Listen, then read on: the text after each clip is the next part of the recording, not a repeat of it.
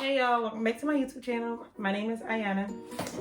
I hope y'all can see me because I can't see myself. So I hope everything looks clear. But this case does not work. Maybe it's supposed to be this way. It doesn't work. I don't know how it's supposed to work. I don't know. But anyway, today I am going to be doing my Q&A while I'm also have to package orders at the same time. So I'm going to be not really looking at the camera and I'm going to be moving around, but I gotta get this done. And I also wanted to get a YouTube video done. So yeah. I'm super late with this Q&A, like super late. But you can get it done. And I finally hit 1K followers on Instagram, so thank y'all so much. It's been amazing. It really has been. Alright, so I posted on my story and asked y'all just like to ask me some questions so that I could make my next video, and y'all did. So the first question is how to make more money selling waist beads full time. And as some of y'all know, maybe not, I don't think I really told anybody yet, but I now sell my waist beads full time. And I would just say, like, my advice for selling waist beads full time would be to treat it as a business. So if you want to sell waist beads full time and you want to, of course, you want to make money doing it, you want to treat it as a business. A lot of us, we treat it as a hobby when we first start, and when you treat it as a hobby, you'll get paid like a hobby because you tend to like downplay yourself. You tend to doubt yourself. You tend to do a lot of things that you would do as if it was a hobby, right?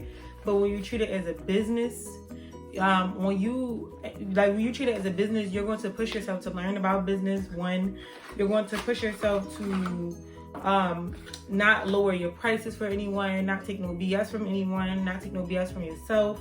All of that stuff is important, right? You're going to train your mindset. Like, business is all a mindset. It's all in your head. Like, literally, like how much money you want to make it's all of it is in your head. I promise you. You just have to really figure out how to get it out. That makes sense. But it's all in your head. Like, there's nothing that can't be done. Okay. Hold on, y'all. I'm doing a lot of walking off the camera right now because I'm in the middle of packaging my order. Well, I'm not packaging them right now. I'm just separating them just so I can, like, once it's time to package, everything is right there. It's super easy. So this is what I do to make everything easier. But like I was saying, you definitely want to train your mindset. So, like, I could give you a whole list of things, like as far as marketing and as far as all of this stuff that can help you make money, right? But none of that will help if your mindset is not in the right place, because business is a mindset. So if I tell you how to market, or if I tell you how to do this or how to do that, and you don't have the mindset of business, you still have a 9-to-5 mindset, but you want to be a full-time business owner of a waist bead business, it's not going to work. Like, it just won't work. So you definitely want to train your mindset to a business mindset. And what I mean by that is, I started watching YouTube videos of business people. I started following business people. I started walking like business people, talking like business people, acting like business people, just so that I can kind of create them habits that they have. That's another thing. Your habits. You gotta watch all of it. It's a lot, but if you take it day by day, inch by inch, you'll kind of see yourself gradually transforming. So it's definitely worth it. I can say that. And there is a lot of money in the waist bead business as long as you keep scaling. Like, of course you can make money off of just selling waist beads, period. But you have to know what you're doing. And not all at first. Let me say that. Not all at first. So just take your time. Don't rush. Don't try to listen. Don't do that. Take your time. Move at your pace, but make sure that you're moving. Don't just stay still. If that makes sense. But yeah, you can definitely make a lot of money and do a waist beads full time. You just have to have that mindset. You have to have that mindset. Like, stop doubting yourself. You can do it. Okay? I'm not saying go quit your job right now and do your business full time. I mean, If that's what you want to do, then do it. But y'all, believe it or not, I count all my glow in the dark beads. I count them by hand. By hand. Like, no lie. And y'all about to experience it right now. But yeah, it's really not that hard. It's not as hard as you make it seem. Of course, it has its days where it's just like you feel like giving up, but those are the days that you got pushed through. Okay, so yeah, let's go to the next question. I hope I answered that question. I hope I answered that question the right way. I don't think that it is the right way, but whatever. Somebody else said, you're doing a great job in your business. Just keep growing, keep up the good work. And thank you so much. I really appreciate that a lot.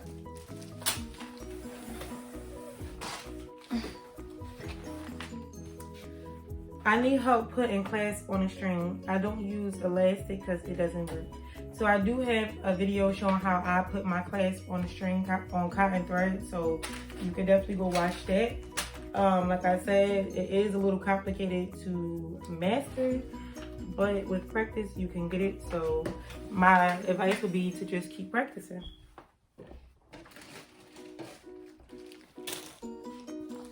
Like really, just keep practicing. Like none of the stuff is really hard. Like at first it may seem hard, but then when you like keep practicing and you get to start doing it, you're gonna be like, oh shoot, like you're gonna notice that you're just doing these things and it just seems like you're doing it with no effort. Yeah, it really, this is why I need an assistant, because I need them to actually sit here and count this, because I do not be feeling like doing this all the time. In this order, so I basically just, yeah, whatever. So 2 twisted gold beads, 2 glow in the dark, 1 dark, and 1 light. So I'm done there.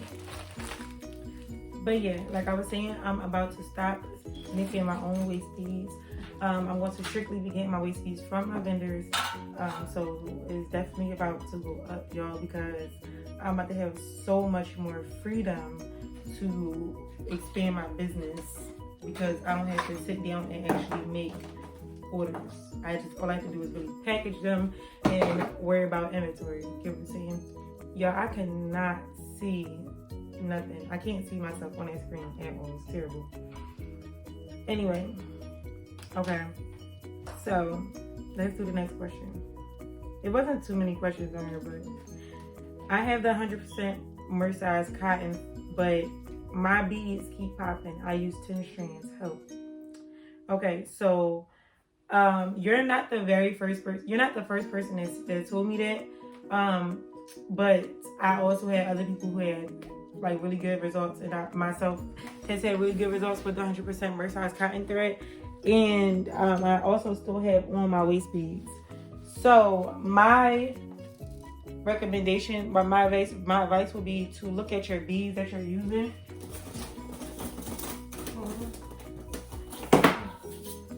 It would be to look at the beads that you're using, because sometimes if you have like uneven beads, they may shred the string while you're making your waist beads. It might shred the string, so you can try that. Or where you pulling them down. So say if you have too many strings and you're pulling it down, just make sure that you're working at like the tippy top of the thread, just so that way you're not really like breaking the string. I'm not sure if that makes sense, but if you could think about how you make waist beads and you fold it over the needle, I'm talking about that folding part. Make sure that it's at the tippy top, because just in case you do go to shred those, like you go to damage those strings, you can always cut them off. But so I've seen that some people will start like lower down, and that'll cause their waist beads pop. If that's not working, then you might have to try a new thread. It might just be time for you to search for a new thread. So yeah, that might be another listening. You might have to try a different method. That method might not be working for you. And also, how are you tying your waist beads too? Because that could definitely have something to do with it. So yeah, if it's not the beads itself messing up the string, if it's not how, you know, from the folding of the needle, like where you're positioning your needle at on the string, and if it's not about how you're tying your string, then you just might have to find a new string. Okay, I hope that helped.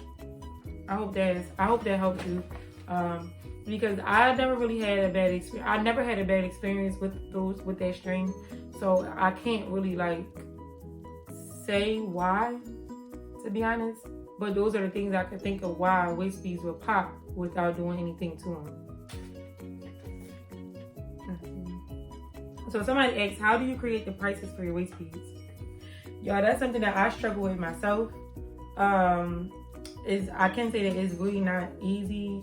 Like, I mean, some people have methods. Some people have like really good methods.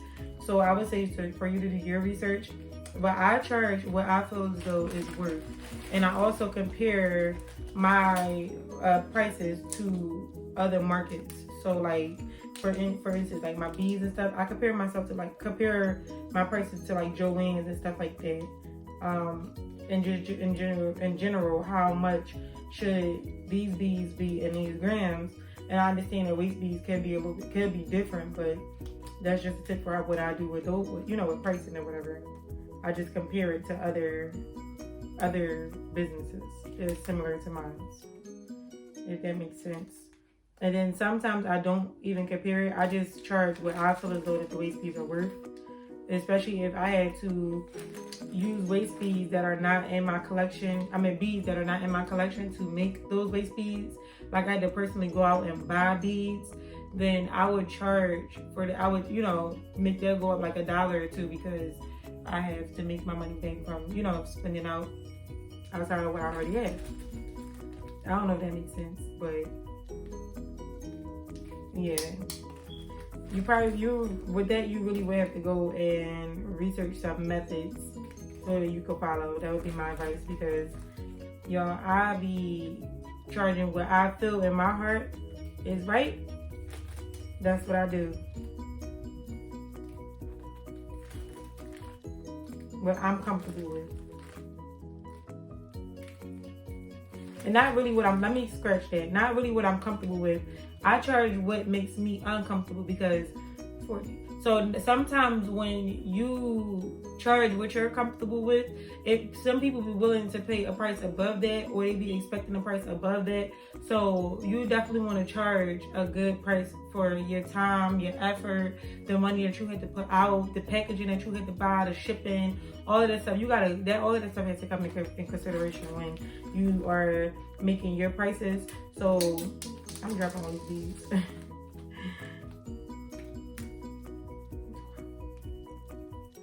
Like, no, never mind. I gotta take these damn nails off. But yeah, you want to take all of that into consideration, because we be putting our blood, sweat, and tears into these waist beads, and then we turn around and try to sell them for $10, and y'all know.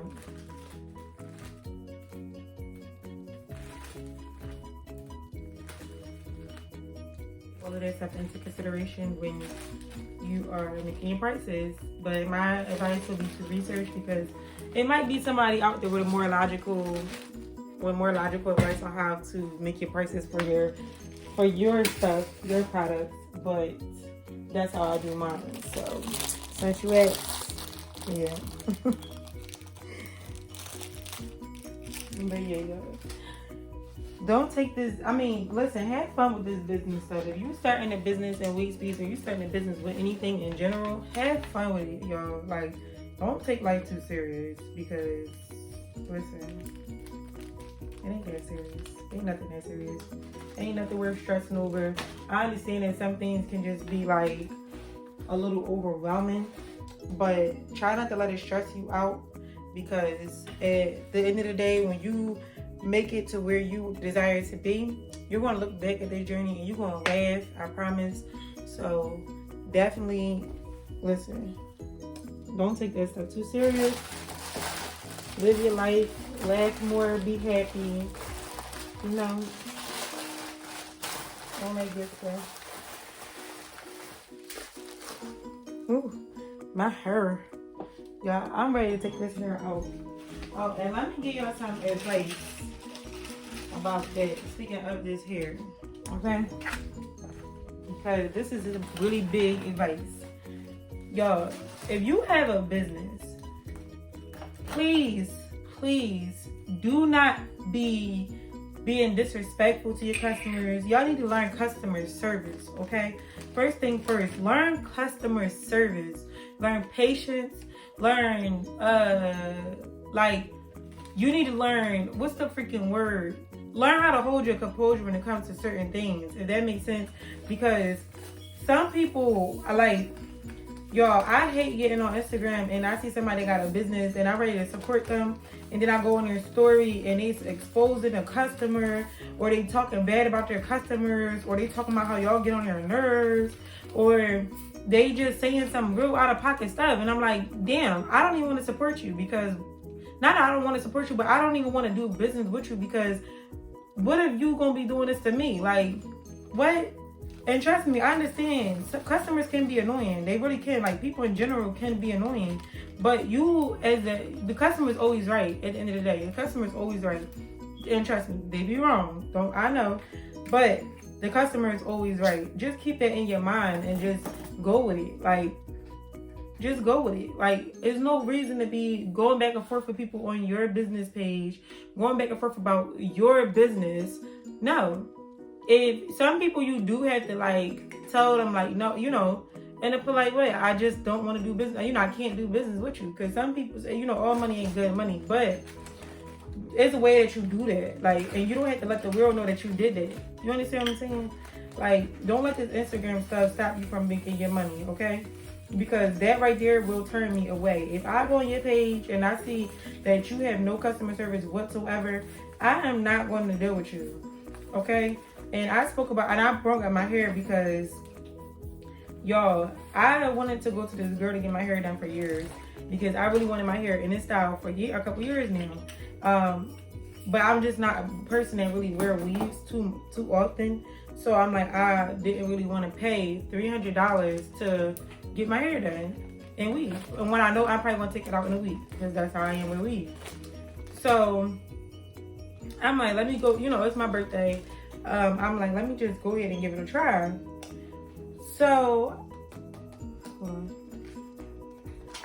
yeah, so I'm like, let me give it a try or whatever, you know. Y'all, this freaking girl, she had her customer service was terrible, like from the jump. So I texted her or whatever, and I asked her something about the appointment, I asked her what was the price for the hair, because I was trying to compare the prices from a couple people I found on Instagram. So everybody else that I seen, they charged what they charged, but they included the hair. She charged the same as they charged, but she didn't include the hair. But her stuff was really neat. So I was like, okay, let me see, how much is the hair then? Because I want to know exactly how much I will be spending on this hair. She told me that it was going to be $50. So the whole hairstyle that she was going to charge, the hairstyle and installation was $250, and then the hair itself was going to be $50. So I was like, okay, all right, well, let me just go with her then. That's not bad.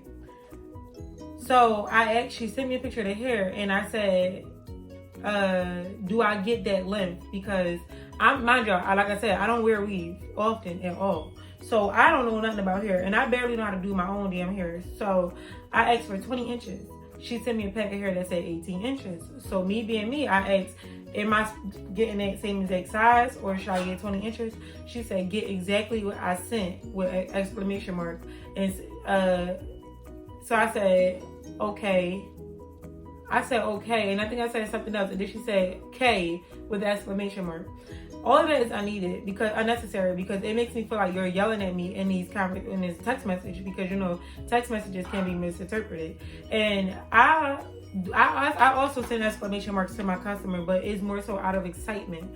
So yes, I'm probably shouting because I'm excited, but I'm not going to tell you get exactly what I sent with the exclamation mark, because that sounds more like a demand is from my end on reading it. So right then and there, I already was like, oh, who you talking to? Like, you know, see what I'm saying? So I hope that this is good. This low exchange is gonna be good, because I usually go to my sister to get my hair done. I don't go to nobody else besides my sister. So when I have tried to go to somebody else besides my sister, it's been really terrible for me. So I was praying on this one. Y'all, the day of the freaking appointment, I really, like, I had to work my side job, which is just a driving job or whatever.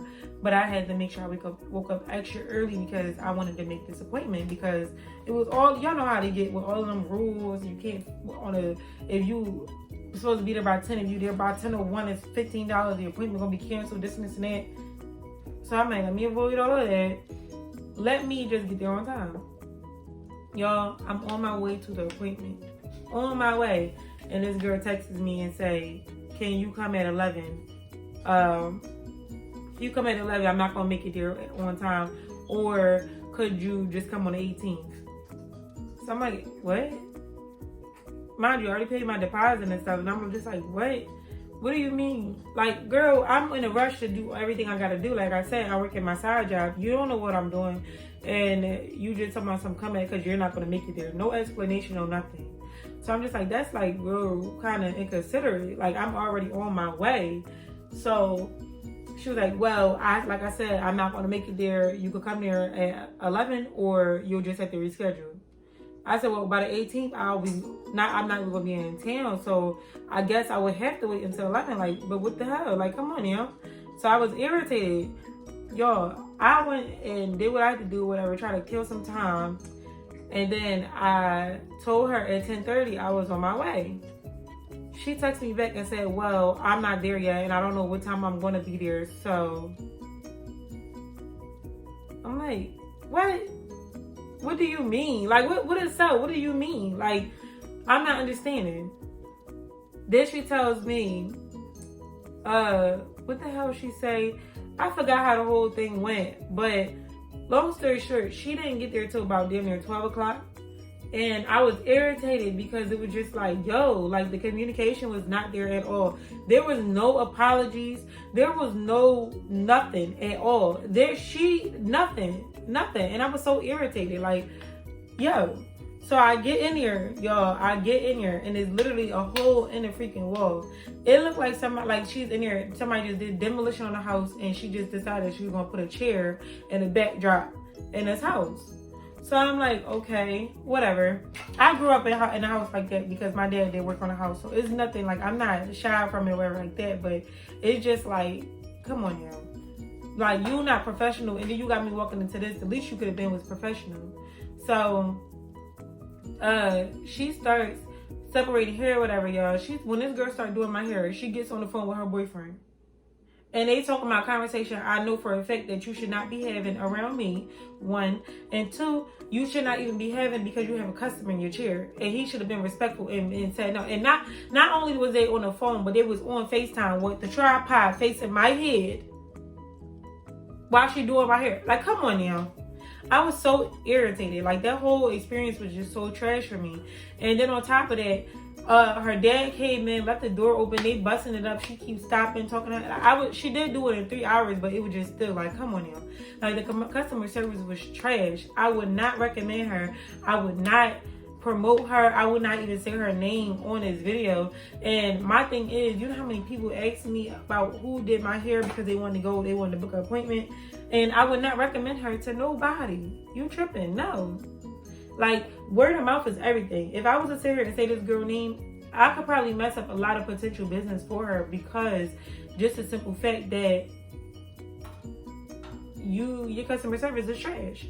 And on top of that, y'all, she told me that my hair is gonna last 3 months, 2 months, and then 3 months with a touch-up. Y'all, look at this. This is my real hair. Let me get closer so y'all can see. This is my real hair coming out. Not even 3 days after I got my hair done, my hair came out just like this. So just about all of them I had to rewrap by myself. I had to rewrap them by myself because they were coming out like this. And you told me that they was gonna last for 3 months. So I texted this girl real nice. I said, you know, my hair is unraveling. Is there anything I can do to stop it from doing it? No response. I had an extra pack of hair, so I started wrapping the curly hair around it or whatever, trying to do something, you know, because I just paid $300 for this. Like, come on now. Mind y'all, the hair wasn't even $50. It was more like $75. But I started wrapping the hair around and it worked. So I texted her again. I said, well, never mind. It's okay. I wrapped the extra hair around, so that worked or whatever.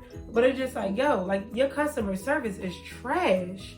Like, really trash. And it pisses me off because it's like you really want to be supporting these people and they make it so hard. But that's why it's just so important for you to have this to develop customer service, really good customer service. And it's really important for me to, and I understand I can't make everybody happy, so I get that. But on my end, I'm going to make sure that I'm not going to treat you any type of way when you dealing with business with me, because I want to make sure that you had a good experience, because a person won't remember. If they don't remember anything else, they will remember how you made them feel. So if I make somebody feel better in a situation, or if any way I can make you feel better in a situation, or turn the situation positive, that's what I'm going to try to do. And that's what y'all should aim to do, because you do not want to be like these people bad. And like, come on, yo, it's not worth it. That is just out of pocket to me. Like, I was really disappointed. Like I said, I would not recommend her. And word of mouth is everything. Like, word of mouth is even more powerful than Instagram, because you could pay for as much promotion as you want, but word of mouth is genuine. That's real. So if you know how many people I got business from just because I gave them good customer service and quality stuff, and I did my best with them, and they went and they told somebody else the experience that they had with me, and that person told somebody else the experience that person had with me, and now my name is being ran down the grapevine, and they come in here and they doing business with me. But that same thing can happen with a negative review, and that can go down. And once that go down, y'all, you got one negative review, you gotta have 17 positives to make that one negative review go away. So it's not even worth it. Like, don't just be like, have that mindset like, I don't need your money anyway. It's not about the money. It's not about the money. We trying to build longevity here. We're trying to build generational wealth. So it's not about the money. It's about the experience that you're giving for that customer. The customer, like I said, it should be, that customer should be treated as an individual, not as a whole. Like, you should not treat every customer accordingly, like to how you feel. You know, I don't know if that makes sense, but you shouldn't. Just watch how you treat people. And when you treat people good, when you put out with your business, is what you get back in. So you need to watch the people that you have around your business. You need to watch the people that you are promoting your business. You need to watch how you're treating your business and how you're treating other people's business and how you're talking about other people's business, because all that stuff is going to come back to you. At the end of the day, it's going to come back to you. So watch how you're doing all that stuff. Like, that's like the biggest advice I can give y'all when having a business. You know how many times people piss me off with in business, and even with that video that I posted saying how I took my vendor list down because I was upset that people was coming at me and stuff like that, and I didn't like how they was trying to get me out. I was about to get out of character with certain people, and I was really upset. But it was just like, that was the best thing for me, was to step back some, because so I took my vendor list down and I took a step back, and then I had to reevaluate myself, because it's a way that you can go about this. Like, you don't have to give them what they're giving you. Like, you don't have to put out what you get, take what you getting or whatever. You don't have to do that. So that's just how I took it or whatever. Like, I approach it differently now. So when somebody is asking a question, I don't take it to a defense. Like, I try to stay off the defense. I try to not get so defensive when he asks me a question. I try to just make sure they understand everything. Make sure it might be something where I went wrong and maybe they don't understand something. So let me help them understand this or whatever. And if at the end of the day, once I do that, or I feel like I did my part and they still trying to argue about my prices, then my advice would be you can do some research and you can learn and do it for yourself. But I don't think that my vendor list is going to help you, or I don't think that I will be able to help you. Let me say that. I don't think I will be able to help you, but you're welcome to do your own research and your own, and do your own thing or whatever. You don't have to buy my vendor list. I'm not saying you have to talk to these people. You have to, no, but you should conduct yourself and carry yourself in a certain manner. Like, don't let these people get you out of character. And please do not be one of those people that's posting on Instagram and talking crazy about your customers. That's so unprofessional and it's just so trifling. Like, I hate seeing people do stuff like that. And like, come on, y'all. Come on. Like, it's just so tacky. I really don't like that. It bothers me. Because that would turn and sell away so fast. Like, what are you doing? Why are you talking like that? Seriously. You want these people to do, you trying to convince people to buy from you, and you talking about the people who, like, come on now. Come on. But anyway, y'all, let me end this right here because I don't want to make this video too long. But I hope that this video has helped somebody. Yeah, if y'all have any more questions, feel free to leave them down below, and I'll probably just make another video answering the questions. Like I said, I will not have any more, I would not be making my own waist beads anymore. I'm going to be getting my waist beads made. And in fact, let me show you all my waist beads I got made already. So these are the styles that I got made already, and they are absolutely beautiful, y'all. These ones right here are my favorites. They're literally my favorite. They look beautiful. They look even better in person. Like, they're gorgeous. But I'm about to have all of these on my site, so it's definitely about to be lit. And more. And I'm about to have so much more. I literally just made an order of over 300 waist beads, and I'm about to have a crazy sale on the waist beads that I personally made, so definitely stay tuned for that. And then I'm going to repost all of the then I'm going to redo my entire website with all of my new strands, because as my waist bead business is growing, it becomes kind of a lot to make individual orders every day and all day. It's becoming a lot, and then with my beads and stuff like that. But I'm 100% grateful. I'm so thankful that y'all have really supported me, and y'all really helping me make my dreams come true. So that is a blessing. It's beyond a blessing. So I'm definitely happy. So yeah, I am still going to be dropping some business tips, some business videos and stuff like that as I grow and as I learn. I am going to still be practicing waist beads because I love them. It's still a form of therapy for me. So I'm definitely still going to be making my own personal waist beads. So I will definitely be still sharing those videos with y'all. So don't be scared. I mean, don't be sad, you know. I know. But anyway, y'all, I'm also having a pop-up shop on March 28th, and this is going to be my very first pop-up shop. So y'all already know I'm going to vlog the entire experience. I'm so excited. I already got a couple things started, and I am going to start doing little clips of videos and stuff like that for y'all. So it's definitely decent. And if you are in the Philadelphia area, come out to my pop-up shop. Send me a DM on Instagram and let me know that you would like to come, and yeah, we can link there. It's definitely going to be lit. It's going to be an experience that you don't want to miss, because I'm going to be there, of course. Segment. But it's definitely going to be lit. So if you can come out to see me, I would love that. That would be amazing. Come out, show some love, support. It's going to be music, food, all of that good stuff. So it's definitely lit.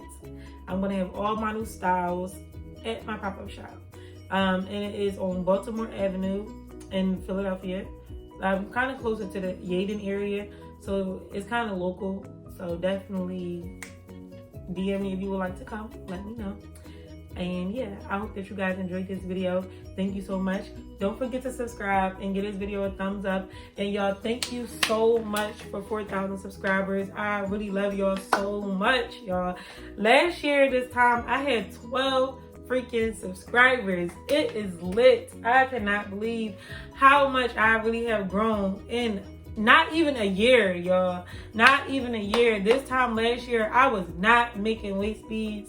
I was still going through that bull crap with the girl trying to get the waist beads. Like, I didn't even start making my own yet. So it's definitely lit. If I can do it, y'all can do it. And I hope that this video is so much, it pushes y'all and it helps motivate y'all to really do what you want to do. Like, don't be scared of nothing. Walk with more faith than you have fear. And I promise anything is possible. anything. So, but yeah, anyway, y'all, until next time, and thank you so much for tuning in. Do not forget to subscribe, and I'll see y'all in the next video.